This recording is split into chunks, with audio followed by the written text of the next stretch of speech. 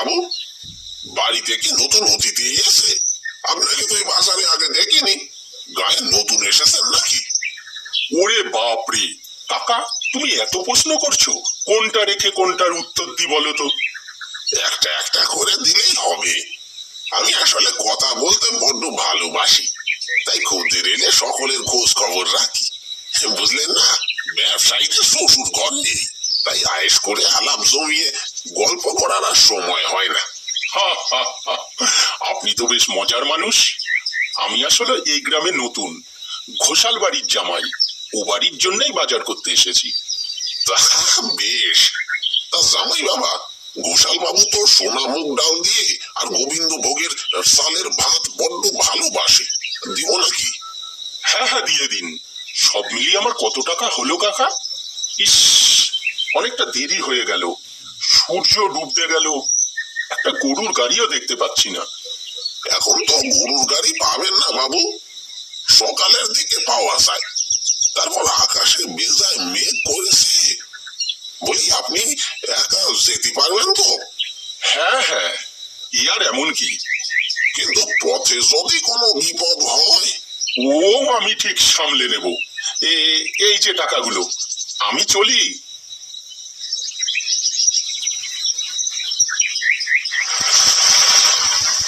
একেই বেলা পড়ে এলো, তারপরে এই অসময়ে বৃষ্টি। ইস, কি যে করি! এই বৃষ্টি মাথায় পড়লে নির্ঘাত অসুখ করবে। শ্বশুর বাড়িতে প্রথম বেড়াতে এসেই অসুস্থ হলে লোকে কি বলবে? কিন্তু মাথার উপর একটা ছাউনি তো চাই। আরে, ওই তো দূরে একটা বড় গাছ, ওখানে একটু আশ্রয় নেই। বৃষ্টি কমলে না হয় যাবো। তারপর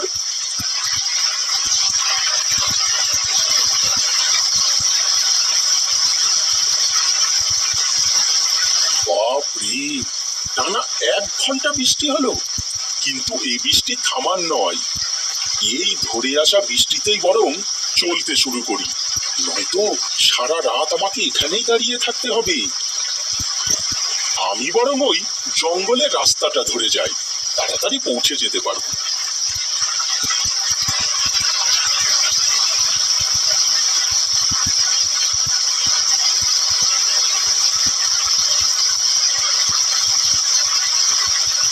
ইস, এত গভীর জঙ্গল, কোথাও কেউ নেই। গাটা কেমন ছমছম করছে। আমি বরং গান গাইতে গাইতে চলে যাই। গান গাইলে হয় মনের কাছে আসতে পারবে না, কিন্তু কি গান গাই? গলাটা একটু সেরে নি। বৃষ্টির দিনে এই জঙ্গলের পথে চলেছি আমি একা একা, হাতে নিয়ে বাজারের বোঝা। আধারের এই পথ পেরোবে একা একা, কে হবে সঙ্গী আমার, কে দেবে দেখা? ও রে, চলেছি আমি একা একা। না, একেই হাতে ভারী বোঝা, তার উপর কিছু খাওয়াই হয়নি। যেমন খিদে পেয়েছে তেমনি তৃষ্ণা। ইস, কোথাও যদি একটু পানি পেতাম। না না, দ্রুত পা চালাই। আমি ঘরে গিয়েই খাবার খাবো, তারপর বিশ্রাম নেব। এখন তো মনে হচ্ছে এই জঙ্গল দিয়ে আসা আমার একদম উচিত হয়নি।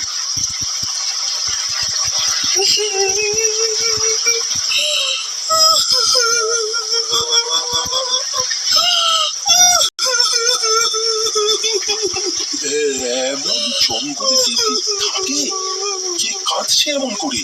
কারো কি কোনো বিপদ হলো? না না, এইভাবে কাউকে বিপদে ফেলে যাওয়া ঠিক হবে না। আমি বরং গিয়ে দেখি কার কি হলো। কেউ আছেন? কি হয়েছে আপনার? কাঁদছেন কেন?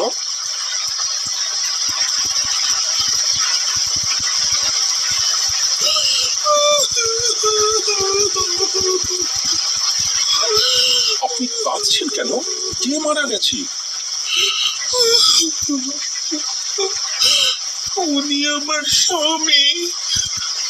এই মৃতদেহ নিয়ে আপনি একা গভীর বনে কাঁদছেন? ওনাকে তো দাফন করা উচিত। না, কেউ আমাকে কোনোদিনও সাহায্য করেনি। তুমি এখানে কেন এসেছো? ভালো যাও তো, চলে যাও, একা ছেড়ে দাও আমাকে। একা একটি মেয়ে মৃতদেহ নিয়ে থাকবেন? আমি কি আপনাকে কোনো সাহায্য করতে পারি? কেন বিরক্ত করছো আমাকে? আমার কারো সাহায্যের প্রয়োজন নেই। যখন প্রয়োজন ছিল তখন কেউ এগিয়ে আসেনি, আর এখন এসেছো করুণা দেখাতে? যাও যাও, চলে যাও। আজব তো, কেউ সাহায্য করতে এলে তাকে এমন করে তাড়িয়ে দিতে হয়। শোকে কি ওনার মাথা খারাপ হয়ে গেছে? কিন্তু আমি এখন কি করব? চলে যাব।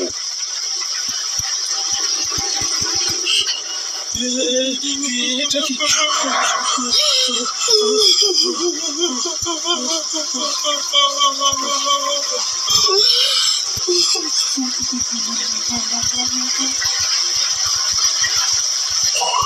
অনেকটা ছুটে এসেছি। আমি কি দেখলাম? না না, আমি এই কান্নার শব্দ শুনতে চাই না। আমাকে দ্রুত এখান থেকে ঘরে ফিরে যেতে হবে। ওই তো দূরে একটা আলো দেখা যাচ্ছে। আমি বরং তার কাছে সাহায্য চাই। একটা আলো হাতে নিয়ে বাকি পথ ঠিক আমি চলে যেতে পারবো।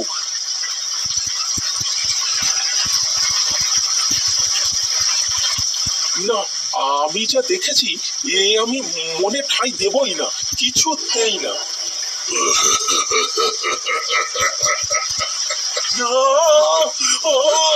আমায় যেতে দাও, আমায় যেতে দাও।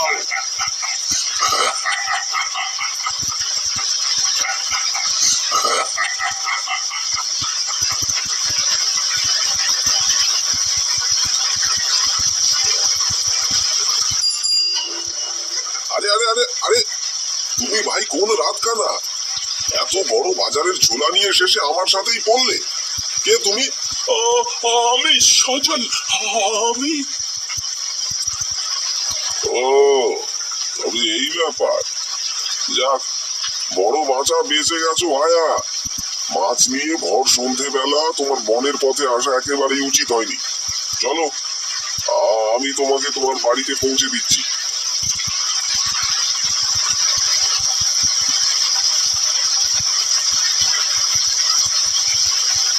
আপনাকে অনেক ধন্যবাদ ভাই, কিন্তু আমি জানতে চাই ওরা কারা?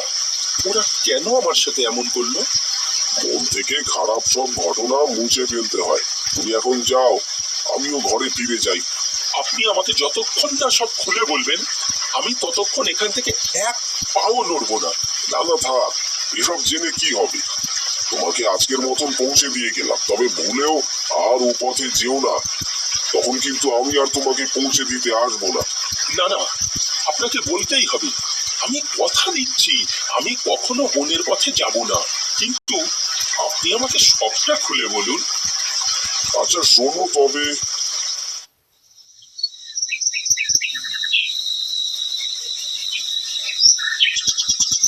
ওগো, আজ 4টে দিন ধরে পানি ছাড়া তো কিছুই পেটে পড়েনি। তুমি যাও, কিছু খাবার নিয়ে আসো।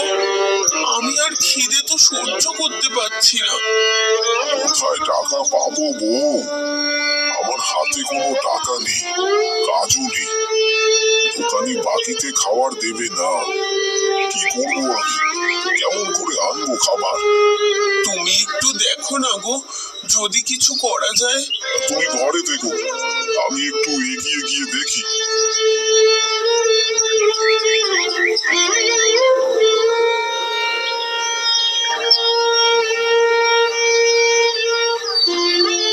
তুমি আবার কেন এসো আমার দোকানে?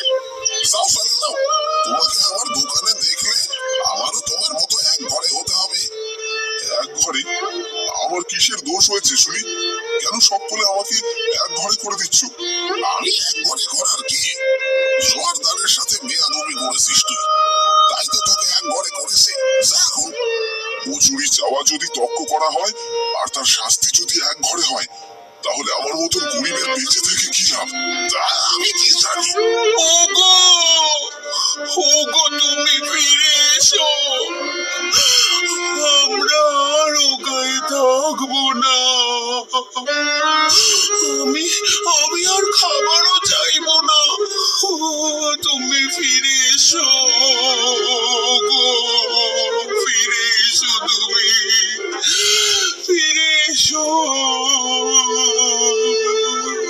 আহা, এত কান্নাকাটি করো না হাবুল বউ। তুমি দিন থাকতে তোমার স্বামীর লাশ নিয়ে এই গ্রাম ছেড়ে চলে যাও। ও রাতে ট্রেনে মাথা দিয়ে মরেছে, ওর দাফন আমাদের গ্রামে হবে না। যাও যাও, চলে যাও। আপনাকে এতক্ষণ যেই হাবুর গল্প বললাম, সেই হাবু অন্য কেউ নয়, বরং আপনার সামনে আমি সেই হাবু দাঁড়িয়ে আছি। আমাকে আপনি জীবিত দেখলেও আমি এখন আর বেঁচে নেই। আমি চলে গিয়েছি এই কঠিন পৃথিবী ত্যাগ করে। হাবুর কথা শুনে সজল একটু ভয় পেল না, বরং সে অবাক হয়ে হাবুর কাছে জিজ্ঞেস করল, খুব অন্যায় হয়েছে আপনাদের সাথে। তারপর আপনার স্ত্রীর কি হলো? আমার লাশ নিয়ে ও নদীতে ঝাঁপ দিয়ে মারা গেছে। আমার পরিবার শেষ হয়েছে আপনার আপনার শ্বশুর বাড়ির লোকেদের জন্য। আজ আপনাকে শেষ করে দিতে পারতাম, কিন্তু কিন্তু আমরা কখনো কারোর পরিবার শেষ করে তাদের দুঃখ দিতে পারি না। আপনারা আপনারা সুখে থাকবেন। বিদায়।